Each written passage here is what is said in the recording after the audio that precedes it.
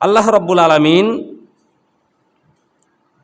সূরা কসাসের ৮৮ নম্বর আয়াতে বলেন, কুল্লু শাইইন হালিকুন, এই পৃথিবীর মধ্যে যা কিছু আছে সব কিছু ধ্বংসযোগ্য, সব কিছু ধ্বংস হয়ে যাবে।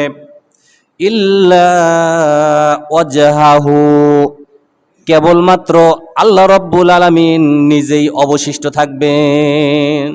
সূরা আর রহমানের মধ্যে বলছেন সব কিছু লয় প্রলয় হবে, ধ্বংস হবে, থাকবেন কেবলমাত্র কে?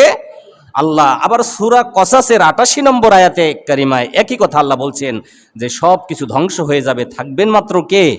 একমাত্র আল্লাহ থাকবেন।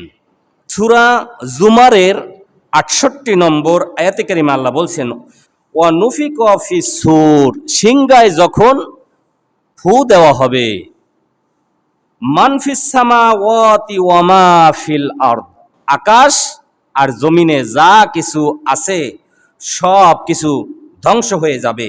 ইল্লা মান শা আল্লাহ, আল্লাহ যাদেরকে রাখবেন তা ব্যতীত।